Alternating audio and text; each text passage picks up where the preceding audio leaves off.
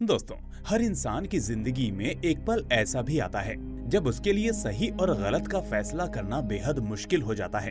और संसार की ऐसी ही एक सच्चाई को सच साबित करती है हमारी आज की फिल्म, जिसे देखने के बाद कुछ हद तक आपको रुस्तम की याद आ जाएगी। लेकिन हकीकत में दिमाग को चकरा देने वाली ये कहानी उन चुनिंदा फिल्मों में से एक है जिनके अंत का फैसला दर्शकों को करना पड़ता है। 2024 के कैलेंडर में लेटेस्ट रिलीज हुई इस थ्रिलर ड्रामा मूवी का नाम है जॉरर नंबर 2, जिसकी अमेजिंग 7 आउट ऑफ 10 की IMDb रेटिंग ये बताने के लिए काफी है कि आखिर हमने इस कहानी को आपके लिए क्यों चुना है। तो चलिए दोस्तों, फिर बिना देरी किए शुरू करते हैं। कहानी की शुरुआत जॉर्जिया के सुंदर शहर सवान्ना से होती है, जहां हम एक खुशहाल कपल एलिसन और जस्टिन को देखते हैं। ये दोनों काफी खुश होते हैं और उनके घर में बहुत ही जल्द नन्हे मेहमान की किलकारियां गूंजने वाली थी। इसके लिए इन्होंने एक छोटी सी पार्टी भी रखी थी, जिसके खत्म होने के बाद एलिसन अपने पति जस्टिन को याद दिलाती है कि उसे सरकार की तरफ से एक खास केस में ज्यूरी बनने का इनविटेशन आया है और उसे उसके इंटरव्यू के लिए कल वहां जाना चाहिए। वैसे तो जस्टिन इन सब में दिलचस्पी नहीं लेता, लेकिन अपनी पत्नी के कहने पर वो वहां पर चला जाता है। वहां उसकी तरह तमाम लोग आए हुए थे, सभी का अलग अलग इंटरव्यू होता है और जस्टिन के साफ सुथरे बैकग्राउंड की वजह से उसका सिलेक्शन हो जाता है। इसके बाद सिलेक्ट हुए 12 लोगों को जज के सामने लेकर आया जाता है, जहाँ पर जस्टिन जज के सामने पूरी कोशिश करता है कि उसे इस पद से बर्खास्त कर दिया जाए, लेकिन जज उसकी इस अपील को कैंसिल कर देती है। फिर उन्हें उनकी ड्यूटी बताई जाती है और ये कहा जाता है कि ये एक मर्डर केस है, जिसमें जेम्स नाम के लड़के पर उसकी गर्लफ्रेंड कैंडल का मर्डर करने का आरोप है। सरकार की तरफ से इस केस को फेथ नाम की एक महिला वकील देख रही है, जो जेम्स को मुजरिम साबित करने के लिए एड़ी चोटी का दम लगा दे रही थी। वहीं दूसरी तरफ डिफेंस लॉयर एरिक जेम्स को बचाने के लिए हर संभव प्रयास कर रहे थे। इसी इंट्रोडक्शन के साथ अगले दिन इस केस की सुनवाई होना शुरू हो जाती है, जहां फेथ सरकार का पक्ष रखते हुए कोर्ट को बताती है कि पिछले 25 अक्टूबर को जेम्स और उसकी गर्लफ्रेंड कैंडल पार्टी करने के लिए एक लोकल बार रोडीज हाईवे में जाते हैं। ये नाम सुनते ही जस्टिन को कुछ याद आने लगता है। तभी कहानी अतीत में चली जाती है और हम इस बार में जेम्स और कैंडल को एक दूसरे से झगड़ा करते हुए देखते हैं और इन्हीं के पीछे जस्टिन भी बैठा हुआ था। दोनों में झगड़ा होता है और फिर गुस्से में कैंडल बार के बाहर चली जाती है। जेम्स भी उसके पीछे पीछे जाता है और यहाँ सरकारी वकील फैथ के अनुसार जेम्स ने बाहर निकलकर गुस्से में कैंडल को किसी सख्त चीज से मारा था, जिसके बाद ब्रिज से नीचे गिराकर उसे मरने के लिए छोड़ दिया। यहाँ जस्टिन भी ड्रिंक करने के बाद घर के लिए अपनी गाड़ी से निकला था। तभी पत्नी एलिसन का उसे फोन आता है, जिसे देखने के चक्कर में ब्रिज पर उसकी गाड़ी किसी चीज से टकराती है। वो गाड़ी से उतरता है, लेकिन अंधेरा ज्यादा होने की वजह से और जंगली हिरण के इलाके होने के कारण उसे लगा कि यह टक्कर किसी जानवर से हुई है और गाड़ी लेकर वो वहाँ से चला जाता है। हालांकि अब जस्टिन को खुद पर थोड़ा थोड़ा शक होने लगता है कि कहीं उसी ने तो उस रात धोखे से कैंडल को नहीं मारा था। तभी यहाँ जेम्स का वकील एरिक कोर्ट को उसके मुवक्किल जेम्स पर लगाए सभी अपराधों को बेबुनियाद बताता है और कहता है कि उस रात जेम्स क्लब से सीधा अपने घर चला गया था, तो आखिर वो खून कैसे कर सकता है। पर पब में बैठे अन्य लोग उसके खिलाफ गवाही देते हुए कहते हैं कि जेम्स काफी गुस्सैल स्वभाव का था और वहीं पर चीजों को तोड़फोड़ रहा था। यकीनन वक्त पड़ने पर वो किसी की भी जान ले सकता है। ये सब देखकर जस्टिन को थोड़ी सी बेचैनी होने लगती है। उसे डर था कि कहीं उसी ने तो कैंडल को नहीं मारा है। आज की सुनवाई खत्म होने के बाद जस्टिन जब घर जाता है तो उसके दिमाग में यही सब कुछ नाच रहा होता है। वो ठीक से सो तक नहीं पाता। अगले दिन केस की सुनवाई शुरू होती है, जहां पर फेथ उस रात पब में मौजूद एक लड़की को जेम्स के खिलाफ गवाही देने के लिए बुलाती है, जो उस बार की रेगुलर कस्टमर होती है। वो कहती है कि मैं उन दोनों को अक्सर वहाँ पर लड़ते हुए देखती हूँ। कई बार तो जेम्स ने सबके सामने कैंडल पर हाथ उठाया था। उस रोज भी उसने ऐसा ही कुछ किया था, जिससे नाराज होकर कैंडल बार के बाहर जाती है। जेम्स भी गुस्से में उसके पीछे पीछे जाता है, जिसके बाद दोनों की पार्किंग में भी काफी लड़ाई होती है। इसकी मैंने वीडियो भी बनाई थी, आप लोग चाहें तो इसे देख सकते हैं। ज्यूरी मेंबर उस वीडियो को देखते हैं, पोस्टमार्टम करने वाले डॉक्टर को कोर्ट के सामने पेश करती है और उनसे पूछती है कि आखिर आपके अनुसार कैंडल की मौत कैसे हुई। वो कहते हैं कि हमारी छानबीन में पता चला है कि उस लड़की की मौत सर पर किसी भारी चीज के लगने की वजह से हुई। इसके बाद फैद घटना स्थल पर रहने वाले एक बुजुर्ग व्यक्ति को भी गवाही देने के लिए बुलाती है, जो अदालत को बताते हैं कि 25 अक्टूबर की रात को 12 बजे के आसपास मैंने अपनी खिड़की से देखा तो एक व्यक्ति किसी को अपनी गाड़ी से टक्कर मारकर रुकता देखता है, फिर अपनी गाड़ी से उतरता है और आसपास देखता है। कुछ भी ना दिखने पर वो दोबारा अपनी गाड़ी में बैठता है और वहाँ से चला जाता है। फैथ उनसे पूछती है कि क्या आप उस आदमी की पहचान कर सकते हैं। ये सुनकर जस्टिन थोड़ा डर जाता है और अपना मुंह दूसरी तरफ कर लेता है।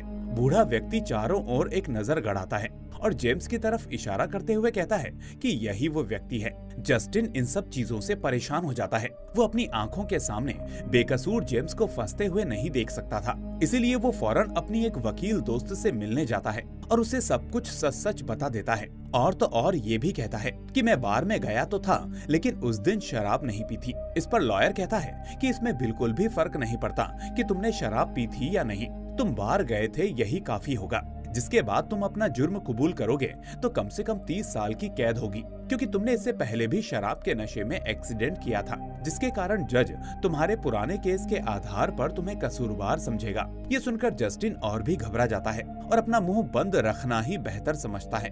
अगले रोज कोर्ट में जेम्स का बयान दर्ज किया जाता है, जहाँ पर वो जज को बताता है कि हाँ, हम दोनों में झगड़ा होना आम बातें हैं, हर कपल में होता है, इसमें कोई दो राय नहीं है। उस दिन भी हमारा झगड़ा हुआ था, लेकिन नशे में ज्यादा होने की वजह से मैंने कैंडल के मुंह लगना सही नहीं समझा और घर जाकर सुबह उससे बात करने की सोची। रात में ऐसी अनहोनी हो जाएगी इसका मुझे बिल्कुल भी अंदाजा नहीं था। इसके बाद लॉयर एरिक जेम्स और कैंडल की कुछ यादगार फोटोज दिखाते हैं ताकि कोर्ट को इस बात का विश्वास दिलाया जा सके कि भले ही उनमें लड़ाई हुआ करती थी, लेकिन वो दोनों एक दूसरे को बेहद प्यार भी करते थे। वही पब्लिक प्रोसिक्यूटर फेथ इस बात पर डटी हुई थी कि जेम्स ने ही कैंडल का खून किया है, मगर एरिक उसकी सभी बातों को झुठला रहा था, जिसके कारण अब केस का पूरा नतीजा ज्यूरी मेंबर्स के हाथ में था। अब सभी 12 के 12 ज्यूरी मेंबर्स एक कॉन्फ्रेंस रूम में जमा होकर केस के बारे में डिस्कस करने लगते हैं, मगर हैरत की बात ये थी कि इनमें से कोई भी इस केस के फैक्ट पर चर्चा नहीं करना चाहता था। बस सभी को जल्दी से जल्दी इसका फैसला सुनाकर अपने अपने घर जाना था। पर जस्टिन अच्छे से जानता था कि जेम्स बेगुनाह है और वो उसे ऐसे सलाखों के पीछे नहीं छोड़ सकता था, इसलिए वो सबको राय देता है कि हमें इस तरह लापरवाही से वोट नहीं करना चाहिए, बल्कि केस की तह तक जाकर ये जानना चाहिए कि क्या वाकई में जेम्स ही असली कातिल है या फिर नशे में धुत होने की वजह से कैंडल ने खुद अपनी जान से खिलवाड़ कर लिया। जस्टिन की बातें सुनकर कोई भी उसकी बातों पर सहमत नहीं होता, क्योंकि उन लोगों ने पहले से ही मन बना लिया था कि जेम्स एक बदतमीज और दारूबाज आदमी है, जिसने एक नहीं अनगिनत बार कैंडल पर हाथ उठाया था। ऐसे में उसके पक्ष में फैसला देना उनकी भूल हो सकती है। हालांकि फिर भी वो सभी इस केस के बारे में थोड़ा सा बारीकी से जानने की कोशिश करते हैं। इसी दौरान हैरोल्ड नाम के एक बुजुर्ग ज्यूरी उन लोगों को बताते हैं कि मैं एक रिटायर्ड डिटेक्टिव हूँ, मुझे पता है कि कुछ केसेस में पुलिस अच्छे से छानबीन नहीं करती, उल्टा केस को निपटाने के लिए किसी मासूम आदमी को अरेस्ट करके मामला रफा दफा करने की भी कोशिश करती है। इसीलिए हमें एक बार जस्टिन की बातों पर गौर करना चाहिए। तभी एक दूसरी ज्यूरी कहती है कि हाँ, ऐसा भी हो सकता है कि उस रात बहुत ज्यादा बारिश होने की वजह से अंधेरे में किसी ने गलती से कैंडल को अपनी गाड़ी से उड़ा दिया हो, जिससे उसकी मौत हो गई हो। ये केस हिट एंड रन का भी हो सकता है। अब जस्टिन उन लोगों की बातें सुनकर थोड़ा सा घबरा जाता है। तभी सेक्रेटरी आकर बोलता है कि उनका लंच टाइम खत्म हो चुका है, जिसके बाद हम हैरोल्ड को देखते हैं। वो वहाँ से निकलकर सीधे उस जगह पर जाता है जहाँ पर यह घटना हुई थी और घटना स्थल की छानबीन करने लगता है। जस्टिन भी उसका पीछा करते करते वहाँ पर पहुँच जाता है और देखने लगता है कि आखिर वो क्या कर रहा है। लेकिन तभी उसके फोन की घंटी बजती है, जिसकी वजह से हैरोल्ड को उस पर थोड़ा सा शक होता है, लेकिन वो कुछ कहता नहीं है बल्कि वहाँ से चला जाता है। अब यहाँ हैरोल्ड और जस्टिन दो ही ऐसे लोग थे जिन्होंने ज्यूरी के खिलाफ जस्टिन के पक्ष में फैसला दिया था और इस वजह से अब ये केस काफी लंबा खींचने वाला था, जिससे कुछ हद तक एरिक और फेथ भी परेशान हो रहे थे। दोनों चाहते थे कि ये मामला जल्द से जल्द खत्म हो जाए, मगर हैरोल्ड और जस्टिन की दखल अंदाजी के बाद अब उन्हें इसके लिए इंतजार करना पड़ेगा। अगले रोज जब हैरोल्ड की मुलाकात जस्टिन से होती है तो उससे पूछता है कि आखिर तुम मेरी गाड़ी का पीछा क्यों कर रहे थे, जिस पर जस्टिन उसे कानून सिखाते हुए कहता है कि ज्यूरी को ड्यूटी के बाहर इन्वेस्टिगेशन करना मना है और शायद तुम उसका पालन नहीं कर रहे हो। इस पर हैरोल्ड अपना पुलिसिया दिमाग लगाते हुए बताता है कि मैंने उन सब गाड़ियों की लिस्ट निकाल ली है जिनकी गाड़ी कैंडल की मौत के दिन और उसके अगले हफ्ते एक्सीडेंट के चलते रिपेयर होने के लिए गई थी। और ये सुनते ही जस्टिन के होश उड़ जाते हैं, क्योंकि ये बहुत ही छोटा शहर था और यहाँ पर ऐसी लिस्ट मिलना कोई बड़ी बात नहीं थी। हैरोल्ड उससे कहता है कि दोस्त, तुम परेशान मत हो, हम दोनों बैठकर सबसे पहले उस गाड़ी का पता लगाएंगे जिससे कैंडल को टक्कर लगी है। हैरोल्ड की बातें सुनकर जस्टिन मन ही मन खुद को कोसता है और कहता है कि न जाने क्यों उसने उन लोगों को जेम्स के केस को बारीकी से देखने की सलाह देकर अपने ही पैर पर कुल्हाड़ी मार ली। ऐसे में खुद को बचाने के लिए जस्टिन के दिमाग में एक तरकीब आती है और वो सामने से आ रही पुलिस ऑफिसर के ऊपर जानबूझकर पेपर गिरा देता है, जिसे देखकर महिला पुलिस ऑफिसर चौंक जाती है, क्योंकि ज्यूरी के किसी भी सदस्य को कोर्ट रूम के बाहर इस केस के बारे में डिस्कस करना और उससे रिलेटेड इन्वेस्टिगेशन करना सख्त मना था। उन दोनों के इस जुर्म के लिए वो ऑफिसर उन्हें जज के सामने पेश करती है, जहां हैरोल्ड सारा गुनाह अपने ऊपर ले लेता है और जज उसे ज्यूरी की टीम से निकाल देती है। मगर वहां से जाते जाते हैरोल्ड फेथ को ये बात बताकर जाता है कि ये मर्डर केस नहीं है और ना ही जेम्स ने कैंडल को मारा है, बल्कि ये हिट एंड रन का केस है। तुम्हें इस पर एक बार विचार जरूर करना चाहिए। हैरोल्ड की बातें सुनकर फेथ का विश्वास भी थोड़ा सा डगमगाने लगता है, क्योंकि वो एक बेहतरीन डिटेक्टिव हुआ करता था और उसकी बातों को इस तरह इग्नोर नहीं किया जा सकता था। जिसके बाद फेथ भी दूध का दूध और पानी का पानी करने के लिए केस की कुछ पर्सनल इन्वेस्टिगेशन करना शुरू कर देती है। वो यहाँ उन लोगों का पता लगाती है जिनकी गाड़ी कैंडल की मौत के बाद आने वाले हफ्ते तक रिपेयर और सर्विस हुई थी।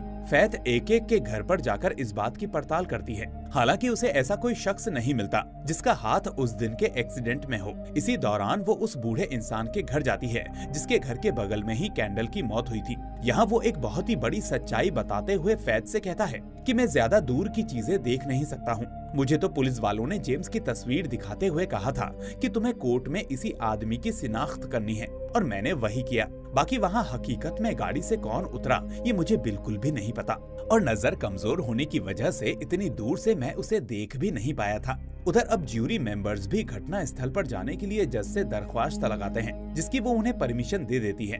उधर एक्सीडेंटल गाड़ियों की लिस्ट को खंगालते खंगालते फेथ जस्टिन के घर पर पहुंच जाती है, लेकिन घर पर जस्टिन की जगह उसकी पत्नी एलिसन होती है। यहाँ फेथ को बिल्कुल भी अंदाजा नहीं था कि एलिसन जस्टिन की पत्नी है। वो उससे पूछती है कि आपकी गाड़ी का एक्सीडेंट कहाँ पर हुआ था, जिस पर एलिसन उसे ओल्ड कैरी रोड की जगह दूसरी रोड का पता बता देती है।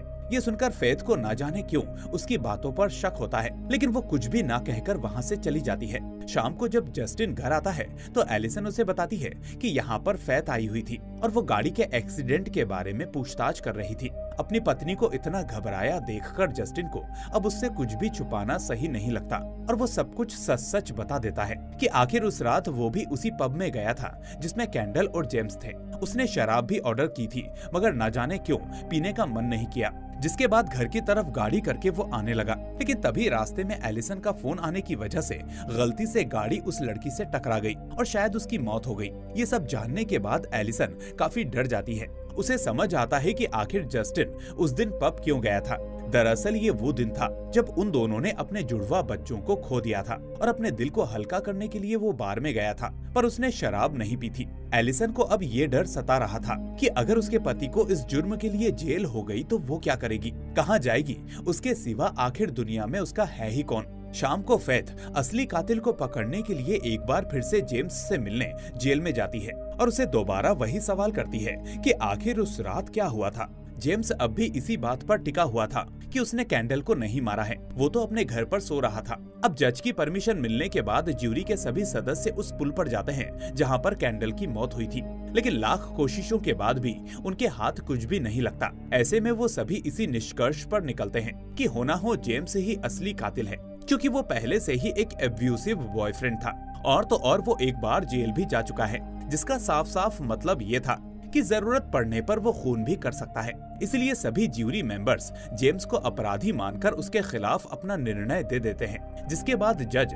जेम्स को सजा सुनाने के लिए 2 महीने के बाद की तारीख तय करती है। धीरे धीरे वक्त गुजर जाता है और हम एलिसन और जस्टिन को देखते हैं। उनके घर में एक नन्ही परी ने जन्म ले लिया था। सभी बहुत खुश थे, लेकिन जस्टिन चाहकर भी इस खुशी को महसूस नहीं कर पा रहा था, क्योंकि उसके दिमाग में कहीं न कहीं कैंडल के केस में फंसने का डर बना हुआ था। यहाँ तक कि अगर गलती से एम्बुलेंस की भी आवाज सुनाई देती थी तो उसे लगता था कि पुलिस उसे पकड़ने आ रही है।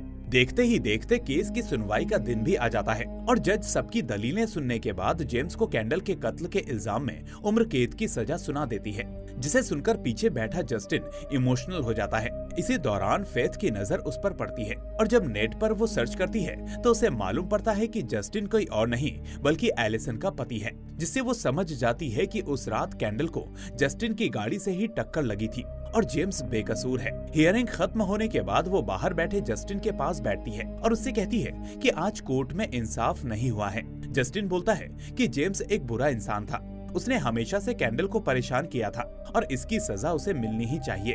हालांकि ऐसा नहीं है कि अच्छा इंसान गलत नहीं हो सकता, वो गलत हो सकता है, लेकिन उसके लिए उसकी जिंदगी बेकार नहीं होनी चाहिए।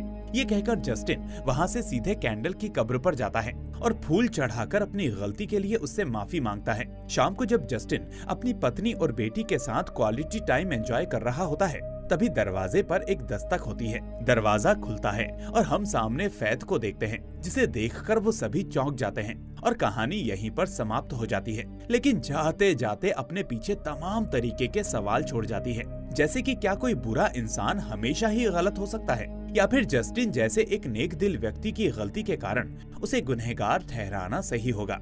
दोस्तों, आप अपनी राय हमें कमेंट बॉक्स में जरूर दें। साथ ही अगर वीडियो पसंद आई हो तो इसे लाइक करके ज्यादा से ज्यादा शेयर करना ना भूलें। और अगर आप चैनल पर नए हैं तो इसे जल्दी से सब्सक्राइब करके नोटिफिकेशन बेल को भी दबा दीजिए। अब मैं फिर मिलूंगा एक और ऐसी ही शानदार कहानी के साथ। Till then, take care and thanks for watching.